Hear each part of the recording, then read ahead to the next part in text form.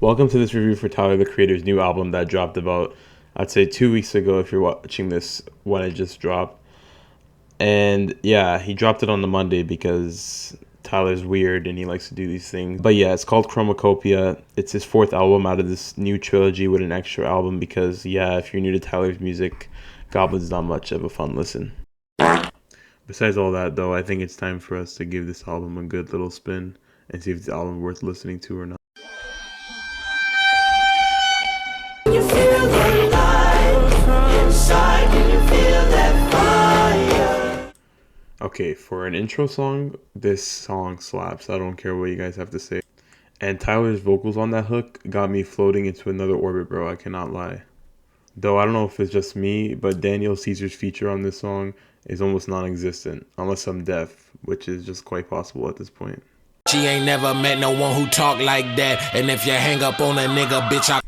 Yeah, Tyler did not come to play with this track.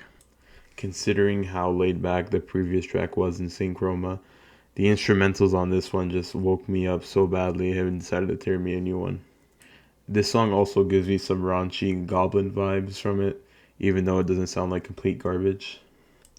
So yeah, this shit's just a straight up banger, and it was a surprise to hear how much of a banger it was considering how laid back the first song was and how early it came where Tyler was just putting it all out on the second song.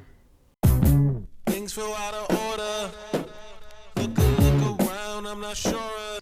So yeah, this was the first single that came out a week before the album dropped.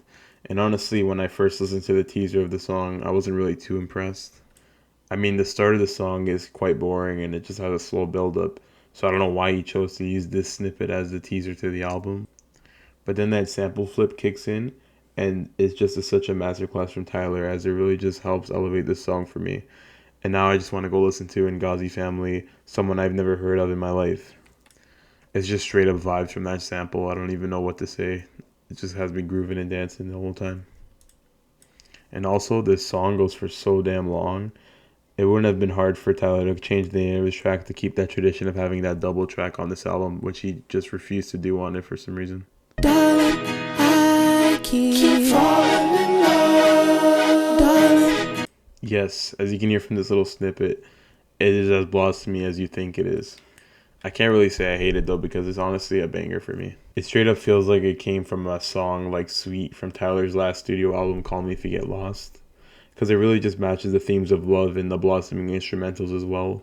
Tizo Touchdown's also on a feature on this song, and it's not his first time being on a Tyler album, as he was on the previous album, Call Me If You Get Lost, in which he absolutely killed it on that album as well as this album too. He just has great vocals on the back front of this track, and I'm glad they linked up again to drop another banger. Only thing I really have a problem with in this song is just how not original it is. It has sounds that just copy from Call Me If You Get Lost or even sounds from Igor. But yeah, nothing really to hate on the track. It's a banger out of this album, and though it's not original, I still treat it as a banger. Hey Jane, we got the news and I ain't know what to do. I didn't panic, I was comforting you. Still in shock, but damn. Yes, lads, we have finally reached the mid. Now hold your horses because I can't really hate much on this track. It's just meant to be a narrative track, but honestly, it just feels like a straight snooze fest. If I wanted to listen to Tyler yap like he does on this track, at least add the blossoming instruments that were on this previous track. Instead, it's him talking about this woman named Jane and how he basically made her pregnant. It comes from a genuine part in Tyler's heart, but damn, this song is just so deep and personal that I would honestly be worried if my friend was bumping this track on their rotation. So yeah, it's not bad, and before I leave the track, I just want to say that it's a pretty good narrative track, but that's all it is, unfortunately. It also just sits in a random spot on the album, so there's that. Your new hot cone go round and round. Your new blowout go round and round. The 360. Yeah, so when I first heard the first 5 seconds of this track, I rolled my eyes because I was like, damn, Tyler, we're going to have this blossoming instrumentals that we've heard for the 7th time already, or we're going to change it up. But yes, thankfully, the song changes within 10 seconds. And literally, this just feels like a sequel to Kanye's I Thought I Killed You. Though it doesn't sound alike, the first thing I thought of was Kanye's I Thought I Killed You. Whether it's a prequel or a sequel to that song, I have no idea. I know they have no relation, so don't even try to budge at me about that. But seriously, those drums are so reminiscent to Kanye's Black Skinhead with those raw drums and horns. And besides comparing this track to Kanye West at all, it's just such a bop. I like how legitimately dark and cold the production is on this track in contrast to the much more bright sounds that 5 seconds ago was sounding like on the song. But this can also be a critique just because of how all over the place this album feels. I mean, Darling I is just a completely different song than this one, and it just comes after 2 or 3 songs. I can't really complain though. This song is another bop and one of my favorite songs off the album. I met this girl named Judy at the cafe around my way. Her breasts were near her chest and she had curls that hit her. I can't lie, this is one of the songs that really growed on me out of this album, because at first listen I absolutely hated it. I had no idea what Tyler was trying to do with the track, and the corniness of having Judge Judy be the name of the song while also him singing his heart out to us, Judge Judy, made me roll my eyes so hard. But hey, at least he referenced Dogtooth on this track, which was kind of cool, I guess. Hey, I mean, Dogtooth was a banger in my eyes, at least. But yeah, after listening to this a couple times, I kind of got hooked with the chorus, and it is pretty catchy, but I don't know how much I like the track, as it does run for a while, and the whole concept of the song is just so crazy to me that I don't think I'd be bumping this as much as the other songs on the album. Especially considering there's just full-on moaning at the end of the song, which had me like, bruh.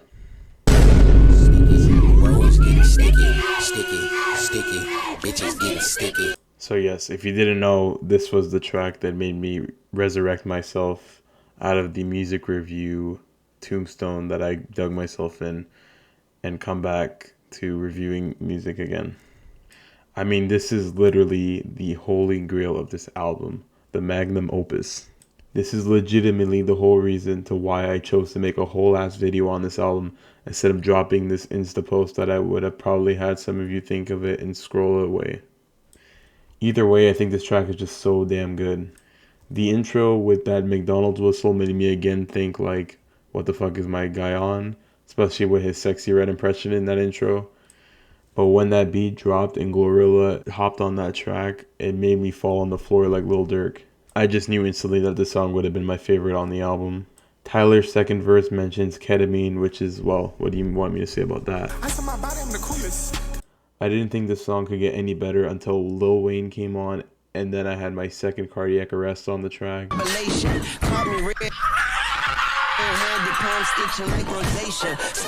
My guy really brought the big three to the song, because fuck J. Cole, Drake, and Kendrick, we want that real big three, and Tyler gave it to us. Tyler's last verse too was just so good, and I love how that beat switches, and considering how random the song is, it was just so damn good to see how he was able to fit it all and all these features and make this track as solid as it sounded. Hope you find yourself. I hope you take your mask off. Sad story. Honestly, I found this track to be more enjoyable when I first listened to it to now when I'm reviewing it now. But I mean, after almost dying from the previous track, I'm just glad Tyler chose to calm it down with the song. Honestly, to me, it just sounds like a better sounding Hey Jane with his narrative flow again, but with much better instrumentals and a much better performance by both Daniel Caesar and LaToya Williams. And yes, this time I actually got to hear Daniel Caesar on the song, and he does have some heavenly ass vocals, I can't lie. And as I said again, LaToya Williams just was a great background vocalist as well. But again, I don't know how much I would bump this track, but that does not mean that this song isn't good, because it's quite the opposite. Don't you wait on me, I'll be fine, but don't you wait. Overall, I found this song to be the least memorable off this album. I mean, when I'm here reviewing this album, I really had to re-listen to the song again just to recollect how the song sounded.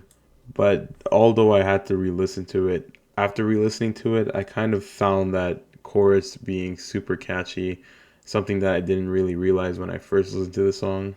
So yeah, it's pretty much an underrated track for me, honestly. It's a very, very calm and quiet song, so there's that. Take that as you want, honestly. It definitely isn't one of my favorite songs on this album, but considering all of what I've said, it really isn't a bad song at all, and it definitely isn't the worst on this album. I can't kick it, I ain't got no legs. GPS got me dashing out of fade. It's quite a shame that Cardi decides to be cryptic and mysterious by not putting out this verse that was quite clearly a banger of a verse. Besides Cardi though, this is a banger of a song once again. Once I heard that sample in the beginning of the Soldier anthem, I already knew this was gonna hit. And then Schoolboy's feature comes on and my guy is spitting. It really is no surprise considering how good his album was earlier this year. The latter end of the song also has Tyler bringing up that one interview that he did talking about how Ian copies rappers like Gucci Mane and Future, and then this man decides to copy Kendrick Lamar's entire flow a few bars later, which Anyways, this song is just super catchy and one of the bangers that are up there with songs like Sticky on this album for me. Also, I'm not going to forget the fact that Cardi was supposed to be on this track once again because his cryptic ass chose not to clear his feature. I'm still mad about that. And if you really want to listen to that, it's literally on the vinyl version. So go treat yourself and buy a vinyl of this for Christmas. Go get yourself a record player to listen to and spin the bad boy. Chasing a ghost. I don't know. Possibly one of his most deepest and most personal songs that he's ever dropped. And according to Genius, it's Tyler talking about his personal life in childhood and how his father abandoned his family at such a young age. He's talked about this many times in his music, and every time he has, it's always been a great track to listen to. This song, to me personally, is kind of underrated, and it's honestly one of my favorite songs off the album. It's not a track I would have on repeat, but when you listen to it, you're playing it from the first minute to the last. The whole hook of this song is kind of catchy to me, and I feel like this song sticks to me the most compared to everything else on this album.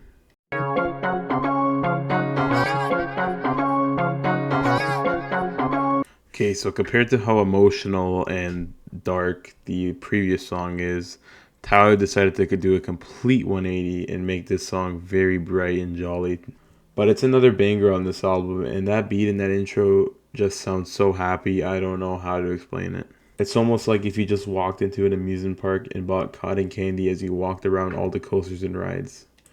Doechii is also so good on this song. Don't get offended by this, but honestly, when I first listened to this album without the features being listed, I had no idea who it was that was singing. But does she really kill it on the song? Especially with that queef line. The dude also in the back that sounds like Charlie Wilson kills it too. And also, if you don't know who Charlie Wilson is, he's that dude in Bound 2 that I'm sure most of you who have clicked on this video know. But either way, this song is the big three for me on this album, along with Thought I Was Dead and Sticky.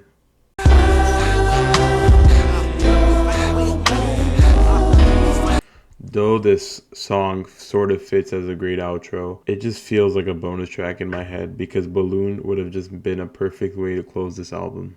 But I'm also not saying that this song doesn't deserve its place, though I kind of have to say that this song sort of feels like a dud. The intro with Tyler singing what this title of the song is had me rolling my eyes out in corniness.